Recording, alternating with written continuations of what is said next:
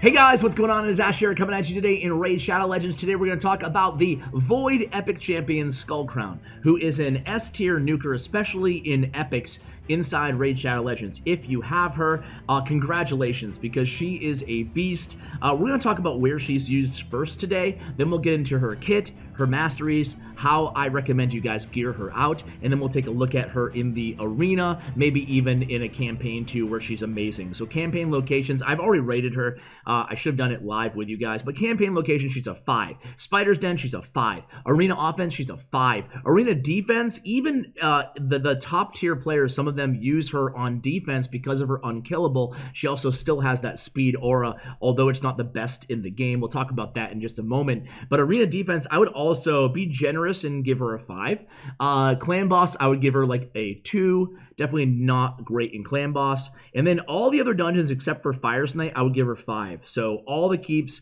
all the dungeons, I think she's really solid. Even in Dragon's Lair, where she only has a 4.4, she's not bad in Dragon's Lair at all as well. And I would actually put maybe put War Master on her as a mastery if you want to use her in Dragon's Lair. But I think she's really solid across the board. All dungeons, again, with the exception of Fire Knight's Castle and Clan Boss, you can really use her anywhere, even in arena defense. So don't be too, I wouldn't take these like scores super seriously in terms of the 4.6 versus 4.8 versus 4.7 when you get a champion, you look at the scores. It's just a good indicator if there's something that's really low, like Clan Boss 3.1, okay. Fire Knight's Castle, not going to be using her there, right? So let's talk about her kit really quickly.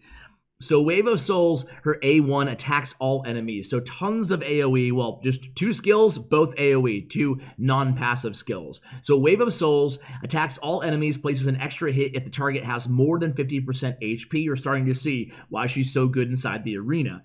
And then on her A2, really cool, attacks all enemies, has a 50% chance of placing a 25% weaken debuff for 2 turns, which is great. Weaken obviously gives you 25% extra damage on all of the targets that are under that weaken debuff. So again, really just a nuker to the nth degree, right? She is a huge AoE nuker inside the game. Now her passives here. Her first passive is places an unkillable buff on this champion for 1 turn every time their HP drops below 20%, which is great, again, for inside the arena. That's why she can be incredibly frustrating to deal with. I'm sure a lot of you guys have had to deal with her or have had the benefit of using this passive, Resilient, inside the arena. It's a really good passive. And then from beyond, it's only available, only works when you have Senesha on the same team, but they actually make a very good tandem inside Raid Shadow Legends. So if you have both of them, go ahead and experiment with running both of them. They will revive the champion with 30% HP after she dies. So really, really cool abilities, really cool kit on her. It's simple, it's not complicated like some of the other champions we've reviewed here on the channel. But yeah, it's straightforward. She's a nuker. She's an AoE nuker. Let's talk about her masteries, then we'll talk about how to equip her. So you want to go offense and defense. The really only big decision you want to make is Flawless Execution versus War Master. If for whatever reason you just don't have any high damage dealers at all, and you just want, you know, some damage onto the clan boss, maybe you pulled her early game or mid game, you want to go War Master for clan boss. Otherwise, and maybe Dragon's Lair, but otherwise, you're 99% of the time, if you're using her in arena, using her in campaigns, just go Flawless Execution. 20% crit damage is insane. And then the defense, it's all about 1 skill, getting that retribution, 50% chance to counterattack when this champion loses 25% of their max HP or more from any single enemy skill, which is great. Again, it kind of has a nice little synergy with her unkillable as well. So really solid. You know, you just want to go, again, offense, defense, make sure you're getting the crit rate and the crit damage on your first 2 offensive. Basically, Keen Strike and Deadly Precision are pretty much a must for any damage dealer in terms of your first lower tiers on the offensive tree, okay? So let's go ahead and talk about her gear. So stat priorities when you're going to equip Skullcrown. You really want to go for the attack percentage, right? Attack attack percentage, really important, and then crit rate, getting that to 100, and of course crit damage. Now, speed also is something that you should consider, but in a lot of comps, she's going last because you want her to be buffed up, or you want all the enemies to be debuffed before you're nuking. So speed isn't as essential as it is with like your team buffer or debuffer. It all depends on where and how you're running her. So I don't have her that fast. Let's take a look. We'll take a look at the total stats in just a moment, but here's how I have her right now. So I have, let's see, in terms of sets, offense stuff, right? Crit damage and divine crit rate are my two sets that I have right now. I have a broken set as the last two artifacts. So crit damage, I have some speed here, some crit damage, crit rate, attack. You know, perfect weapon for her. And then the next one, crit damage, defense, attack, and defense, not the best, but whatever, right? It works with the crit damage on there. Attack percentage actually is pretty solid. I didn't even notice that was percentage and not a flat base. And then her shield, again, just going for crit damage, going for crit rate, crit damage, attack percentage. Those are what you're looking for in the substats, right? And then the middle row, crit rate or crit damage on the gauntlets. If you can get her crit rate to 100% without using crit rate gauntlets, go ahead and do that. And use crit damage or attack percentage gauntlets, okay? I couldn't do it, so I'm going crit rate on my gauntlets. Not great gauntlets, honestly, for her. I would like more attack percentages as a substat, or crit rate, crit damage, whatever. But I don't really have anything that's incredibly beneficial here. Accuracy helps with the weaken, but it's not, you know, mandatory. It's not essential, I feel like. So the chest, again, not the best chest piece, but look at that crit damage. I got 3 rolls on crit damage, 23%, so I went with it. I'd rather have, instead of that flat attack 265, I would rather have a max attack percentage 60% on my chest. But you really want to go attack percentage on your chest if possible. Flat is fine as well if you get a cool roll like that with the 23% crit damage. And then boots. So again, I'm not building her to be super speedy. I'm building her in sort of an arena build right now. So I have the crit damage as a substat. I have attack. I wish that was attack. Well, it's not too bad, right? The attack for 60% on the boots are really solid, right? So attack percentage on the boots is good. You can never go wrong with speed boots either. So if you want that speed, especially if you're running her in campaigns, go with some speed boots. So you have some flexibility on the boots with Skullcrown. So then in terms of her jewelry, her ring, you know, just looking for any attack percentage that you can as a bottom stat. You can also go with attack as the main stat. Went with defense because it's all I had. Crit damage, really important on the amulet, so make sure you're going with crit damage as high star as possible.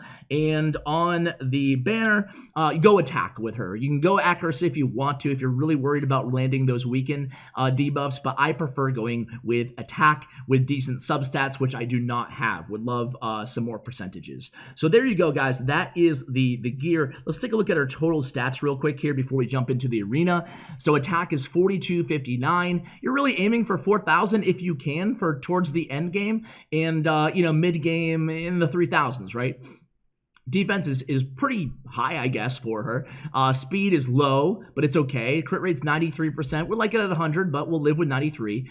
Crit damage is insane at 231, and then her resistance and accuracy you guys can see there. So not too bad.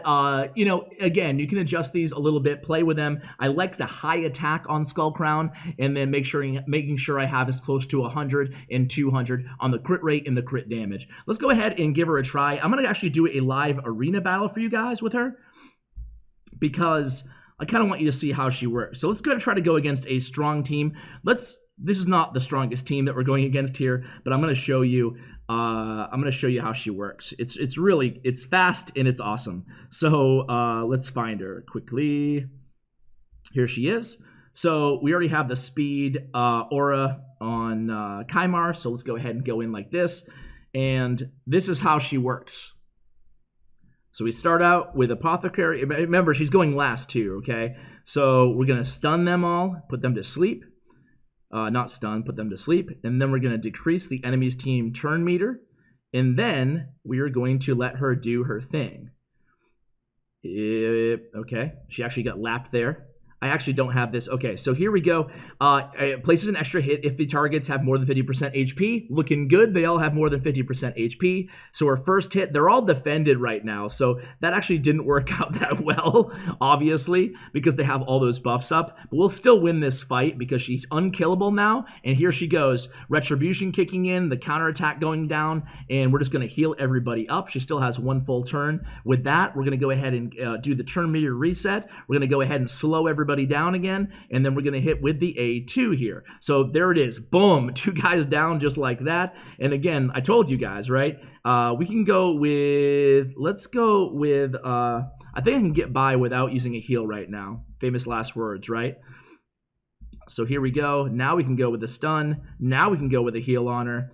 And now we can probably take down at least one of them. So again, don't be too, probably weren't too impressed with the damage there, but again, granted, they were under heavy deep, what were they even under? Increased defense by 60%. So yeah, I mean, let's just keep doing a couple more battles, then I'll take her into the campaign, and that will be the video. And feel free to let me know, guys, if you suggest building her in a different way. This is definitely my favorite way to build her, and you guys can see that even though, like I said, I mean, I called it, right? I was like, okay, it's not going to be, it didn't look good in the beginning, but we're able to win in the end here. So this team is a little bit more difficult, and there's also a Skullcrown on that team, and a Valkyrie, and a Seeker. So she's going to have a big damage increase buff thanks to that Seeker, but we outspeeded the Seeker, which is great. So again, we're going to have our starting plays here. Going to get their turn meters down, and then she will be up. So again, we're going to go ahead and tackle enemies, place an extra hit. 2 of them, again, have that defense on them, but what we can do here, we have a few options. We can reset that cooldown. I think I'm going to go ahead and do that right now. And again, we'll do Bat Swarm, and again, put some speed up, and we'll hit with the A2 this time. Look at how much damage that's doing. Just incredible nukes from her, just absolutely decimating the opposing team here. And then from here on out, it's going to be cakewalk, right? So obviously, as you guys can see, the A2 does a bit more damage than the A1, but of course, keep in mind they were under those defensive debuffs, the enemy team. Let's go ahead and do like one more arena battle against an even stronger team if I can find one here. And let's see. So this is 194 power. And they have some speed there too. We'll give it a try. Worst that can happen is we lose, right?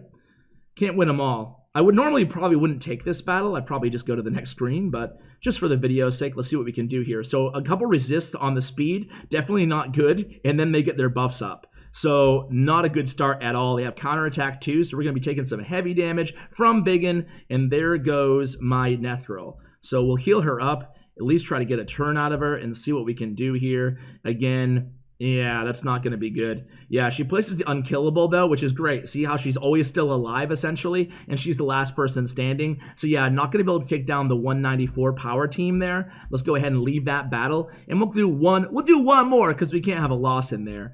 Again, like I said, sometimes you got to know your opponents, and we're out of tokens, too, but let's see. This guy's running ultimate game. Oh, it's way too weak here, these teams.